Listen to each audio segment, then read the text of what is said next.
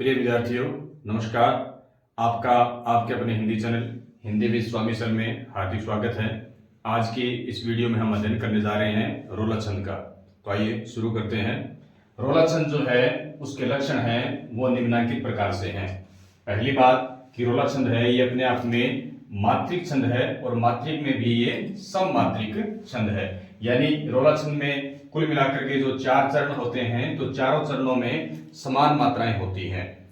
इसके प्रत्येक चरण में 24 मात्राएं होती हैं। यानी ये पहला चरण, ये दूसरा चरण, ये तीसरा चरण और ये चौथा चरण। ये पहला, ये दूसरा, ये तीसरा, ये चौथा।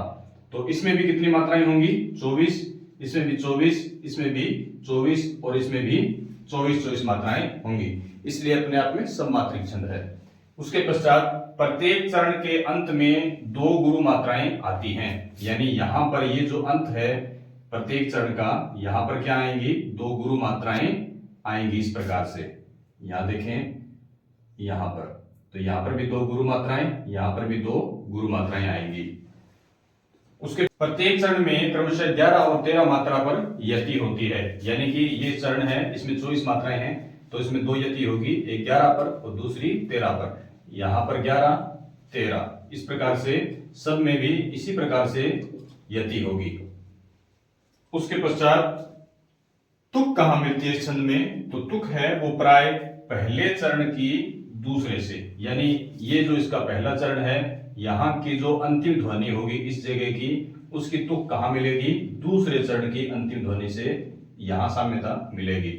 और ये जो तीसरा चरण है, इसकी जो तुक है वो इस चौथे चरण के यहां अंत में, चरणांत में मिलेगी।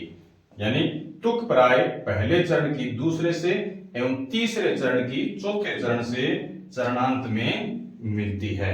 उसके पश्चात रोला छंद को हम काव्य छंद के नाम से भी जानते हैं। तो ये था अपना रोला छंद। आइए अब इसको हम एक उदाहरण के माध्यम से और स्पष्ट करके देखते हैं। आपके सामने मैंने रोला छंद का एक उदाहरण लिखा है। देखिए, यही सयानो काम राम को सुमिरन कीजिए, पर स्वार्थ के काम शीश आगे कर दीजिए। कह गिरधर कविराय बड़ेन की याही बानी, चलिए चाल सुचाल राखिए आपनो पानी। अब अपने लक्षणों के आधार पर इसको स्पष्ट करके देखते हैं। इसमें 1, 2, 3 और 4 चरण हैं। प्रत्येक चरण में अपने को कितनी मात्राएं चाहिए थी? 24। देखते हैं, यहां से देखें, 1, ये 2, 1, 2, 2, 2, 1, 2, 1, 2, 1, 1, 1, 1, 2, 2। तो कुल मिलाकर के 1, 2, 3, 4, 5, 6, 7, 8, 10, 12, 14, 16, 18, 20, 22, 24। तो इसमें कितनी मात्राएं हैं? 24 हैं। इन सबको अपने देखेंगे तो सब में 24 मात्राएं ही आएंगी। दूसरी बात ये थी कि इसमें प्रत्येक में जो यति होती है वह कितनी पर होती है? 11 और 13 मात्राओं पर होती है। तो यहाँ यति हो रही है, तो हम देखते हैं। तो 1, 2, 3, 3, 2, 5, 2, 7, 2, 9, 2, 11। कितनी मात्राएं हैं? पहली यति पर 11, दूसरी यति में 1, 2, 3, 4, 5, 5, 2, 7, 2, 9, 2, 11, 2, 13। तो ये 13 पर। इन सब में अपने जब गणना करेंगे तो सब में ही 11, 13 जो मात्राएं हैं वो आएंगी और ये यति अपने आप में होती रहेगी। उसके बाद में हमने बात की थी कि तुक जो है वो पहले चरण की दूसरे चरण से और तीसरे की चौथे चरण से चरणांत में मिलती है। देखते हैं, यहां देखिए कि जय ऐ की मात्रा यानी ध्वनि साम्य हो रहा है यहां पर। तो ये तुक है जो पहले की दूसरे से मिल रही है। बानी, पानी, बड़ी ई की मात्रा की ध्वनि साम्य हो रही है। तो ये तुक है जो तीसरे चरण की चौथे चरण के साथ में मिल रही है। उसके बाद हमने बात की थी कि प्रत्येक चरण के अंत में 2 गुरु मात्राएं होनी चाहिए। तो यहां देखें कि जय 2 बड़ी मात्राएं हैं, दी जे तो दोनों में बड़ी मात्राएं हैं। उसके पश्चात बा नी, तो इसमें दोनों मात्राएं बड़ी हैं। पा नी, इसमें भी दोनों मात्राएं बड़ी हैं। यानी प्रत्येक चरण के अंत में 2 गुरु मात्राएं होनी चाहिए। तो ये था अपना रोला छंद का एक उदाहरण। ये है रोला छंद की प्रश्नोत्तरी। देखिए रोला छंद किस प्रकार का छंद है, तो यह अपने आप में मात्रिक छंद है। उसके पश्चात रोला छंद किस प्रकार का मात्रिक छंद है, तो किस प्रकार का मात्रिक छंद है, सममात्रिक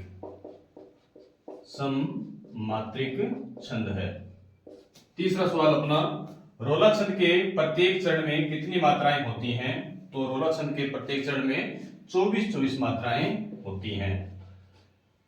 नेक्स्ट, रोला छंद के प्रत्येक चरण में यति कितनी मात्राओं पर होती है, तो यह अपने आप में 11 और 13 मात्राओं पर होती है। रोला छंद में तुक कौन कौन से चरण की मिलती है, तो हमें पता है कि पहले चरण की जो तुक है वो किससे मिलती है, दूसरे से, और तीसरे चरण की जो तुक है वो किससे मिलती है, चौथे से। रोला छंद के प्रत्येक चरणांत में किस प्रकार की मात्राएं होती हैं, तो लगभग ये 2 गुरु मात्राएं होती हैं। प्रत्येक चरण के अंत में लगभग 2 गुरु मात्राएं होती हैं। रोला छंद का अन्य नाम बताइए, तो इसकी लय या गति अच्छी होती है, इसलिए इसको हम कई बार काव्य छंद भी कहकर पुकारते हैं, काव्य छंद। तो ये था अपना रोला छंद, जिसका हमने आज उसके लक्षण, उदाहरण और उसकी प्रश्नोत्तरी के माध्यम से अध्ययन किया। उम्मीद है कि अपने आप में स्पष्ट हो गया होगा। अगर आपको ये वीडियो पसंद आया हो तो इसे लाइक करें, आगे शेयर भी करें, और निरंतर अध्ययनरत रहने के लिए आज ही आपके अपने Hindi channel Hindi with Swami sir को सब्सक्राइब करें, औरों से भी करवाएं। मिलते हैं एक अन्य वीडियो में, तब तक के लिए अध्ययन करते रहिए।